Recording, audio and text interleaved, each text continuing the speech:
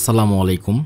Take টেম্পাসের এবারে সিরিজটি থাকবে মাইক্রোসফট এক্সেল নিয়ে, অর্থাৎ মাইক্রোসফট এক্সেলের একদম বেসিক লেভেল থেকে শুরু করে যত ধরনের টুল, যত ধরনের ফাংশন, যত ধরনের কাজ আছে সবগুলি হচ্ছে আমরা এই সিরিজটিতে দেখব। মাইক্রোসফট এক্সেলে আপনি যদি এক্সপার্ট হতে চান এই সিরিজটি আপনার জন্য যথেষ্ট। মাইক্রোসফট এক্সেল আমরা আসলে মূলত কেন শিখি? মাইক্রোসফট এক্সেল শিখি যাতে আমরা যে ধরনের হিসাব নিকাশ আমরা ম্যানুয়ালি করি, যে ধরনের রিপোর্ট আমরা ম্যানুয়ালি তৈরি করি, যে ধরনের বাজেট তৈরি করি আমরা ম্যানুয়ালি খাতায় কলমে, সেই হিসাব নিকাশগুলোই আমরা এই এক্সেলের মাধ্যমে খুবই অল্প সময়ে করতে পারবো। তো এটি হচ্ছে মাইক্রোসফট এক্সেলের সবচেয়ে গুরুত্বপূর্ণ উদ্দেশ্য। তো মাইক্রোসফট এক্সেলের মতোই আরেকটা অনলাইন ভিত্তিক অ্যাপ্লিকেশন হচ্ছে স্প্রেডশিট। এটি হচ্ছে একটি গুগলের সাইট। সো মাইক্রোসফট এক্সেলে যদি আপনি এক্সপার্ট হতে পারেন, আপনি গুগলের স্প্রেডশিটেও এক্সপার্ট হতে পারবেন, কারণ দুইটার কাজ অলমোস্ট সেম। তো মাইক্রোসফট এক্সেলে আমরা হচ্ছে এখন সরাসরি প্রবেশ করব। এর জন্য আপনাকে মাইক্রোসফট অফিস যে অ্যাপ্লিকেশনটি আছে সেটি ইনস্টল করতে হবে। আপনি ট্রাই করবেন মাইক্রোসফট অফিস যে লেটেস্ট যে ভার্সনটি আছে সেটি ডাউনলোড করে ইনস্টল করার জন্য। সো আমি সবচেয়ে লেটেস্ট যে ভার্সনটি মাইক্রোসফট অফিস 2021 সেটি ইউজ করছি। তো আমি অ্যাপ্লিকেশনটি ওপেন করব। আপনার পিসিতে যেটি ইনস্টল করা আছে সেটি ওপেন করবেন। ওকে, উইন্ডোজ বারে এখানে সার্চ করতে পারেন এক্সেল লিখে। সো মাইক্রোসফট এক্সেল ওপেন করার পর মূলত প্রথমে হচ্ছে এরকম একটা ইন্টারফেস আসবে। এখানে দেখতে পাচ্ছেন অনেক ধরনের টেমপ্লেট দেওয়া আছে। সো আমরা টেমপ্লেট দেখব না, আমরা ব্ল্যাঙ্ক ওয়ার্ডবুকে কাজ করব। এর জন্য হচ্ছে ব্ল্যাঙ্ক ওয়ার্ডবুকে ক্লিক করব। ওকে, তো ক্লিক করার পর দেখতে পাচ্ছেন এখানে একটা স্প্রেডশিট চলে আসছে বা একটা শিট চলে আসছে। এই শিটের মধ্যে আমরা যাবতীয় কাজ করব।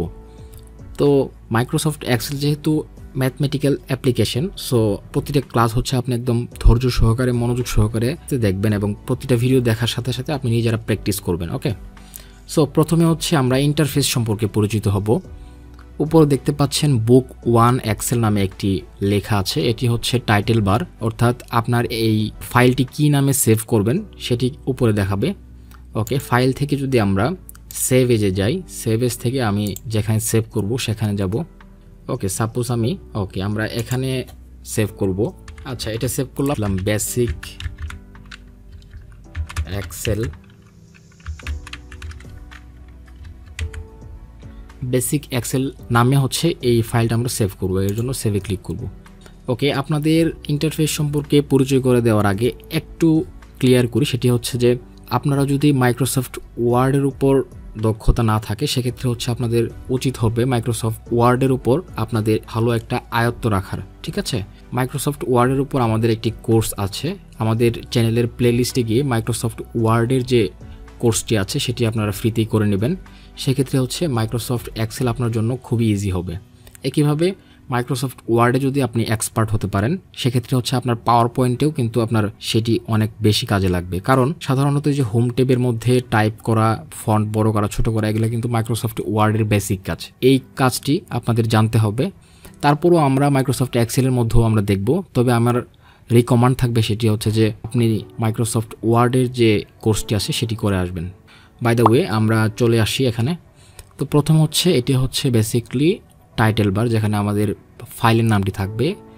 এর বা পাশেই থাকবে এখানে দেখতে পাচ্ছেন সেভ, আন্ডো এবং রেডো, এবং এখানে দেখতে পাচ্ছেন কাস্টমাইজ কুইক অ্যাক্সেস টুলবার, অর্থাৎ এখানে আপনাদের বারটা হচ্ছে কুইক অ্যাক্সেস টুলবার, যে বার থেকে হচ্ছে আপনারা সহজে যে কোনো টুলের ব্যবহার করতে পারবেন। যে টুলটি আপনার ফ্রিকুয়েন্টলি লাগে সেই টুলটি আপনারা হচ্ছে এখানে অ্যাড করে খুব সহজে ব্যবহার করতে পারেন। সো আমরা প্র্যাকটিক্যালি দেখব, আপাতত হচ্ছে জাস্ট একটু জেনে নেই কোনটার কাজ কি। ওকে, তো তারপর হচ্ছে এটা হচ্ছে ট্যাব মেনু। এই যে হোম, ইনসার্ট, ফাইল, তারপর হচ্ছে ফর্মুলা, ডাটা, রিভিউ, এগুলো হচ্ছে সবই ট্যাব। ট্যাবের আন্ডারে হচ্ছে এগুলো রিবন। ট্যাবের আন্ডারে কিন্তু অনেকগুলো গ্রুপ আছে। ঠিক আছে, এই যে দেখতে পাচ্ছেন ক্লিপবোর্ড, এখানে এটা একটা গ্রুপ, এটার মাধ্যমে কপি পেস্ট করা হয় এবং ফরম্যাট পেইন্ট করা হয়। তারপরে হচ্ছে ফন্ট, এখানে ফন্টের যাবতীয় কাজ করা হয়, অ্যালাইনমেন্ট, নাম্বার। একইভাবে ইনসার্টের মধ্যেও অনেকগুলো গ্রুপ আছে, যেমন টেবিল, অ্যাড-ইনস, চার্ট, ঠিক আছে, ফিল্টার্স, লিঙ্কস, এক্সেট্রা। সো ফর্মুলার মধ্যেও অনেকগুলো গ্রুপ আছে। এই ফাংশন লাইব্রেরি, এটা হচ্ছে গ্রুপ। ডিফাইন্ড নেমস, এটা হচ্ছে একটা গ্রুপ। সো প্রত্যেকটা ট্যাব মেনুর মধ্যে হচ্ছে অনেকগুলো গ্রুপ আছে এবং অনেকগুলো গ্রুপের আন্ডারে অনেকগুলো অপশন আছে। ঠিক আছে, সো আমরা এগুলো প্র্যাকটিক্যালি দেখব। তো এর নিচে যে জিনিসটি আছে সেটি হচ্ছে যে এখানে এই যে এটা হচ্ছে নেম বক্স, অর্থাৎ আমরা যে সেলটাতে ক্লিক করব সেই সেলটা হচ্ছে এখানে দেখাবে। তারপরে হচ্ছে এটা হচ্ছে ফর্মুলা বার, ঠিক আছে, এখানে হচ্ছে আমরা ফর্মুলা টাইপ করব, সেই ফর্মুলা অনুযায়ী ক্যালকুলেশন হবে। আর এটা তো আমরা সবাই জানি, এটা হচ্ছে ক্লোজ এবং এটা হচ্ছে আপনার রিস্টোর ডাউন, এটা হচ্ছে মিনিমাইজ। আর মাঝখানে হচ্ছে এগুলা হচ্ছে এই যে এক একটা সেল, এই এক একটা সেলের মধ্যে আমরা ডাটা ইনপুট করব। প্রত্যেকটা সেলে হচ্ছে আমরা ডাটা ইনপুট করব। ডাটা ইনপুট করার জন্য অসংখ্য সেল আছে, ঠিক আছে। সো আমরা কিভাবে ডাটা ইনপুট করব এবং কিভাবে কাস্টমাইজ করব সেগুলো আমরা জানবো। তার আগে আমরা জেনে নেই রো এবং কলাম সম্পর্কে, এটি কিন্তু খুবই ইম্পর্টেন্ট। সো রো হচ্ছে বাম থেকে ডানে, অর্থাৎ বাম থেকে ডানে যত যাবে ততগুলো রো হবে, ঠিক আছে। দেখতে পাচ্ছেন এখানে অনেকগুলো রো, সো এটা হচ্ছে রো। এবং এই পাশে দেখতে পাচ্ছেন এটা হচ্ছে রো বার, এই রো বার থেকে হচ্ছে আপনি রো এর সিরিয়াল দেখতে পারবেন। তারপর কলাম, কলাম হচ্ছে উপর থেকে নিচ, ঠিক আছে। কলাম আপনারা চিন্তা করবেন একটা পিলারের কথা চিন্তা করবেন, পিলার সাধারণত মাটি থেকে উপরের দিকে হয়। সো কলাম কিন্তু সেম এজ পিলার। তো এই দেখতে পাচ্ছেন এ হচ্ছে একটা কলাম, এর মধ্যে ক্লিক করলে দেখা যাচ্ছে যে এই এর মধ্যে যতগুলো রো আছে সবগুলো সিলেক্ট হয়ে গেছে, অর্থাৎ উপর থেকে নিচ পর্যন্ত এটা হচ্ছে কলাম। আর এই ওয়ানের মধ্যে যদি ক্লিক করি তাহলে দেখতে পারবেন যে এই ওয়ানের আন্ডারে যতগুলো রো আছে সবগুলো কিন্তু সিলেক্ট হয়ে গেছে। আর প্রত্যেকটা রো কলামের মাঝখানে যে বক্সগুলো দেখতে পাচ্ছেন, এই যে আমি ক্লিক করছি বক্স, প্রত্যেকটা বক্স হচ্ছে এক একটা সেল, ঠিক আছে, এগুলো বলা হয় সেল। আর যে সেলের মধ্যে আমরা ক্লিক সেটি হয়ে যাবে অ্যাক্টিভ সেল, ঠিক আছে। এবং অ্যাক্টিভ সেলটাই এই নেম বক্সে শো করবে। আমি যদি এটাতে ক্লিক করি দেখতে পাচ্ছেন যে এখানে A2 লেখা আসছে, ঠিক আছে, নেম বক্সে লেখা আসছে A2, অর্থাৎ এ হচ্ছে কলাম আর 2 হচ্ছে রো। এই হচ্ছে কলাম এবং রো এর কম্বিনেশন করে হচ্ছে A2 এই নেম বক্সে দেখাচ্ছে। আমি যদি এখানে ক্লিক করি F কলামে ক্লিক করি তাহলে দেখতে পাচ্ছেন যে F7, F কলাম এবং 7 রো, এর জন্য হচ্ছে F7, ঠিক আছে। এখানে ডাটা ইনপুট করলে সেটি হবে F7। তো এই হচ্ছে কলাম, রো এবং সেল। নিচে দেখতে পাচ্ছেন শিট, অর্থাৎ আমাদের এই শিটটাতে যদি আমাদের কাজ কমপ্লিট হয় সেক্ষেত্রে হচ্ছে আমরা আরেকটি শিট এখান থেকে প্লাস আইকনে ক্লিক করে নতুন একটি শিট নিতে পারবো এবং শিটটা রিনেম করতে পারবো। আমরা যদি রাইট বাটনে ক্লিক করি মাউসের, সেক্ষেত্রে এখানে রিনেম আছে, আমরা এখান থেকে রিনেম করতে পারবো। যেমন এটা এখানে নাম দিলাম 1। আমরা রিনেম করতে পারি আরেকভাবে, আমরা যদি শিটের এখানে ডাবল ক্লিক করি সেক্ষেত্রেও আমরা রিনেম করতে পারবো।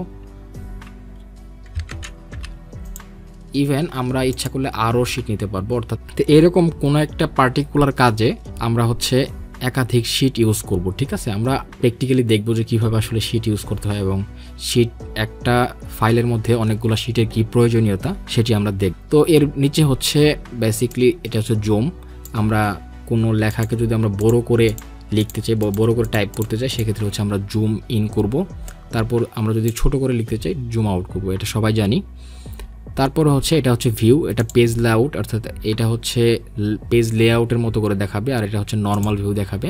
তো এটা হচ্ছে পেজ ব্রেক প্রিভিউ, এটা এখানে ব্রেক হয়ে যাবে, ঠিক আছে, এখানে ক্লিক করলে নর্মাল হয়ে যাবে।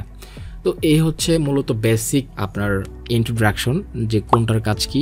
নেক্সট পার্টে আমরা দেখব কিভাবে আমরা একটা সিম্পল ডাটা বেস তৈরি করতে পারি। তো সে পর্যন্ত সবাই ভালো থাকুন, সুস্থ থাকুন এবং টেক টেম্পাসের সাথে থাকুন। Thank you all the best.